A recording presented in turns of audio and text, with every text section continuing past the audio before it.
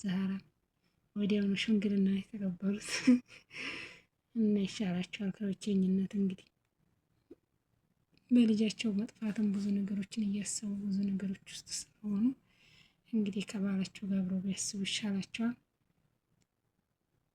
መሪም እንግዲህ በጣም እንትን እየተናደደኝ ነው። አቶ አምነን ተቀይሮባታል፣ እንደፊቱ አይደለም። እሱ እንግዲህ ያው ችላ ማለት እንትን ይላል። አሁን እንግዲህ ቦሩክና የሚያደርጉት ነገር እሱም እየተናደደ ነው። እንግዲህ ብሌንም ታናደው እንጂ ለምን እንዲህ እሷን እስከዛሬ ሲያናድዳት ኖሯል።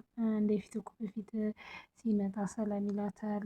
ብዙ ነገሮችን ሀሳቡንም ሁሉንም ነገር ያዋያት ነበረ አቶ አምነን። አሁን ሙሉ ለሙሉ ብሌን ትቷታል። ምንም ከእሷ ጋር የሚያወራውና የሚወያየው የለም። ጫው ወሬም ሆነ ምንም ሆነ ሀሳብም ከሆነ ከመሪም ጋር ነው የሚያወራው። እንግዲህ እሷም ይህንን ነገሮች አይታ አይታ ነው ከህይወቱ ልትወጣ እየፈለገችው ማለት ነው። እውነቷን ነው። አንድ ቀን ማለት በኋላ ከስሩ ስትሄድ ነው የእሷን ጉዳት እና የእሷን ጥቅም የሚያውቀው ማለት ነው። ብሌን በጣም መልካም ሰው እና ብሌን ሴት ናት፣ ግን አልተረዳትም ማለት ነው። ሁሌ ጉዳቱንም ምኑንም የምትረዳው እሷ ነበረች።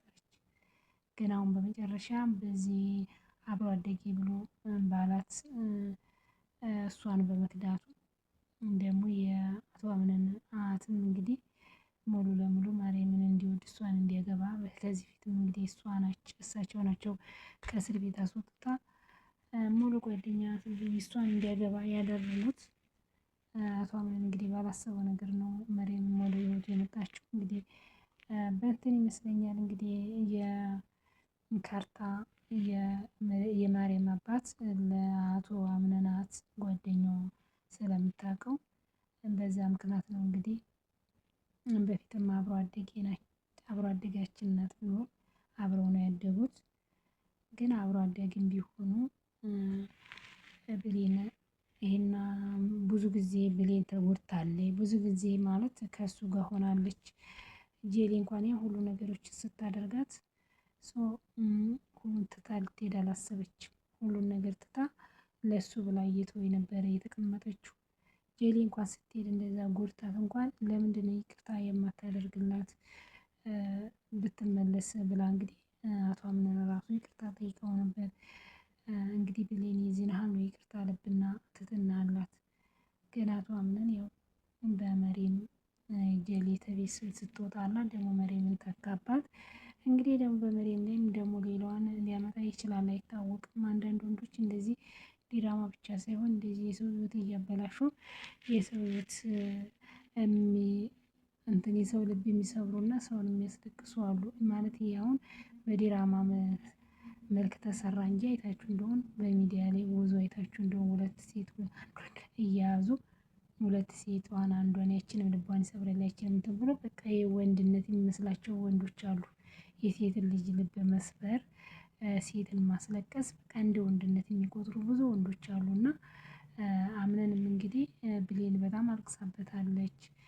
እሱ እዚህ ጋር እሱ ሲጀመር የአያቱን ምክርም ሆነ የማንንም በህይወቱ ማስገባት የለበትም ነበር። ይሄ ደግሞ ወንድነት አይደለም። እሷም እኮ ለፍቅር ብላ ነው ስለምትወደው ስለምታከብረው እንጂ ራሷን ዝቅ አድርጋ ያችንም ሲያመጣባት ያችንም ሲያመጣ እያለቀሰች ሁሉ ነገር በትዕግስት የምትቀበለው ከነገ ነገ ይሻሻላል ከነገ ነገ ይመለሳል ብላ ነው እንጂ እሷም ፈላጊ አላት። እሷም ተፈላጊ ናት። መርጣ እንትን በቃ ተፈልጋ በማድረግ የምታገባ ነው ብሌን። ምንም የሚወጣት የለም። ማንም የሚወዳደራት ከብሌን ማንም ሴት የለም። እንደዚህ የሚያደርጉ የሰው ህይወት በቃ አንዳንዴ ወንድነት ይመስላቸዋል ማለት ነው። እና የእንባ ደግሞ ቀላል አይደለም። ይሄንን በዲራማ ልንወስደው እንችላለን። ግን በአይናችን በሁሉም ቦታ የምናየው ነገር አሉ። በአሁን ጊዜ ወንዶቹ በቃ ፋሽን ይመስላቸዋል ሴትን ማስለቀስ እንትን ማለት ያን ህይወታቸውን እንትን ብለው ያቺን ህይወታቸውን በቃ ከባድ ነው። ብቻ ይሄ ነገር ይሄ ዲራማ በጣም ነው የአቶ አምነን ዲራማ የሚያስተምረው። እና ብሌን ሁል ጊዜ ስታለቅስ ሰው ምንም አይመስለውም። ግን በእኔ ለእንትና ጊዜ ማለት ነው ከጄሌ ጋር ስትሆን እኮ ከጄሌ ያለ ጊዜ እንደውም ሰው ጄሌን ቀለበት አስሮላት ነበር። ግን በቃ አላለን ለብሌን ነበር ጊዜ የሚሰጠው ለካ ሲያስመስል ነው። እኔ ለብሌን ነበር የሚሰጠው ሲመጣ ሰላም የሚላት እሱ እንጆይ ያረጋታል። ወደ ውጭም ይዟት ይወጣል። አሁን በቃ መሬም ከመጣች ጀምሮ ሙሉ ለሙሉ ነው የተቀየረባት። አስባችኋል? ሙሉ ለሙሉ ተቀየረባት። እቺ ታዲያ በምን እንትኗ ማለት በጣም ነው። ሴት ልጅ ደግሞ ልብ ከተሰበረ የሆነ ሁሉንም ወንድ ልታምነው ይችል እንትና ማለት ነው። ባሮክ እንደውም የልብ ጓደኛ ሚስጥረኛ አረግሻለሁ ቢላት እንኳን በጣም ነው የተናደደችው። ያለፈውን ቁስሌን እንድትቀሰቅስ ነው ብላ ነው። እውነቷን ነው። አያችሁ የሆነ በፊት የሆነ የቆሰለ ልባችሁ የደማ ልባችሁ ሰው አድብቷችሁ ሰው አቁስሏችሁ ከሆነ ደህናውንም ሰው ወደ ህይወታችሁ የሚመጣውን ታርቁታላችሁ። ለምን ያው ይመስላችኋል ማለት ነው። ሁሌ በቃ ያው ያም የሚመጣው የሚያቆስላችሁ እየመሰላችሁ ደህናውን ሰውንም ከህይወታችሁ ደህናውንም ሰው ከህይወቱ ብዙ ያ እየመሰለው የሚያስወጣ አለ። እና አሁን ብሌን እንግዲህ ሌላ ሳይሆን የልብ በቃ ሚስጥረኛ እንሁን ሚስጥረኛ አድርጊኝ ስላላት ራሱ ባሮክ በጣም ነው የተናደደችው። ለምንድን ቁስሌን የምቀሰቅሰው ነው አለችው ማለት ነው። አስባችኋል? እውነተኛ የሆነ በቃ አንድ ሰው በመጥፎ ሰው ከተጎዳ እውነተኛ ሰው እንኳን ፈላጊ እንኳን ሰው ቢመጣላችሁ አምናችሁ ለመቀበል በጣም ነው የሚከብዳችሁ። በቃ ሰው ሁሉ ያው ነው የሚመስላችሁ። እሷ አሁን እንግዲህ ምንን ይዝናል ስለጎላት ስላቆሰላት በቃ አምና ሌላ መቀበል አትችልም። በጣም ነው የተናደደችበት። የዚህ ነው እንዴት እንዲህ ብትል ነው እንዲህ ያልከኝ ብላ ማለት ነው። እውነቷን ነው ማለት ይሄስ አለማቁሰሉን የታየች እና አቶ አምነን ግን ልክ አልሰራም ማለት ነው። እና ብሌን ሁሉ ነገር እንግዲህ ችላ እስከ ዛሬ የጄሌንም የሁሉንም ችላ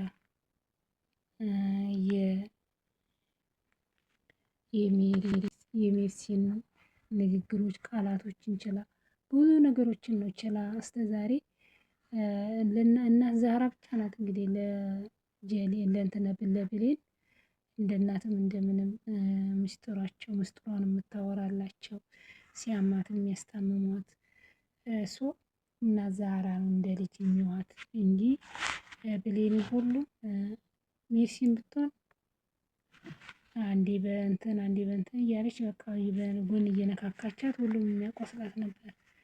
ግን እናት ዛህራ ብቻ ናት እንደ እናትም እንደምንም ሆና እዛ ቤት ውስጥ የምትረዳት እናት ዛህራ እና አቶ አምነን ነበር። ግን አቶ አምነንም በመጨረሻ ተዋት ከዳት ማለት ነው። ወደ መሬም ዞረ። መሬምንስ ነገ ምን እርግጠኛ ናት እንደማይከዳት? አሁን እኮ መሬምንም ትክክለኛ ፍቅረኛዬ ብሎ እኮ አቶ አምነን እኮ አላዘም። መሬም ደግሞ አሁን ማልቀሱ አይቀርም። እሷን ወደ እንትን ከተመለሰ ወደ ብሌን ከተመለሰ መሬምም ደግሞ ታለቅሳለች። መሬም እንግዲህ ያው በአባቷ እና በእንትን እንግዲህ ያለው ሰው ምንድነው አይታችሁ እንደሆነ ያ በእንትን በአባቷ እያስፈራራች ነው። የሆነ እንኳን ማለት ስታልተንከባከባት እንኳን እደውላለሁ ትላለች። አያትየዋም ስላለ አያትየዋም ስለምትቆጣው ነው እንጂ ብሌንን ራሱ እንትናን መሬምን ራሱ እሱን እንጃ እርግጠኛ ሆኖ በሙሉ ልቡ ሊቀበላት አይቻልም። እና ይሄን ይመስላል ቤተሰብ።